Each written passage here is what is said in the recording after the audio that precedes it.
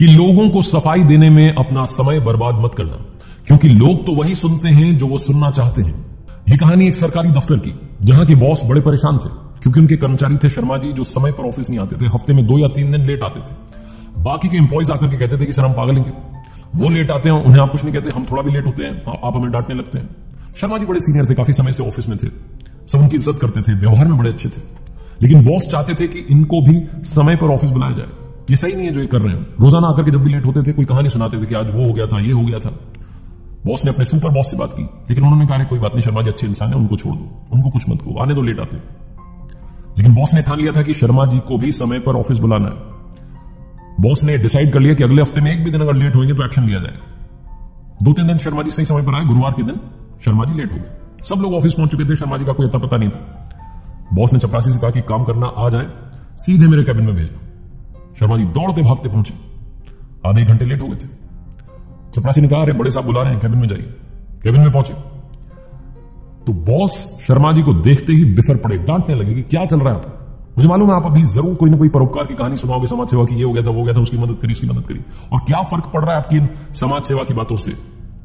आप यहां ऑफिस में टाइम पर आइए, अभी आप घर जाइए, छुट्टी की एप्लीकेशन दीजिए 3 दिन की, अगले हफ्ते सोमवार को आना। बॉस ने सीधा सीधा डांट करके भगा दिया। शर्मा जी उदास थे, बाहर जाकर के छुट्टी की एप्लीकेशन लिखी, ऑफिस से बाहर निकल गए और सोचने लगे कि क्या करूं, आज का तो पूरा दिन खाली पड़ा है।